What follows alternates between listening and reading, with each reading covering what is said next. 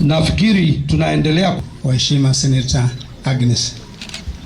Okay, sasa pro biotest akwa yatika. Na nataka kusema sababu kubwa ya sisi kuwa na njaa na tupate chakula ile inastahili kuletwa huku ni kwa sababu former governor Mutua alitutoa kwenye also areas na akasema Machakos kuna maji ya kutosha na hatuna shida ya maji, na kwa hivyo huku kwetu hakuna ukame, which I'm really fighting for. I've taken a statement to the Senate and I'm fighting for us to be taken back to the also areas because hatuna maji na tunastahili kuwa kwenye eneo hizo hivyo ndio tupate maji, tupate chakula na tupate misaada ile ingine ambayo inaambatana na hizo.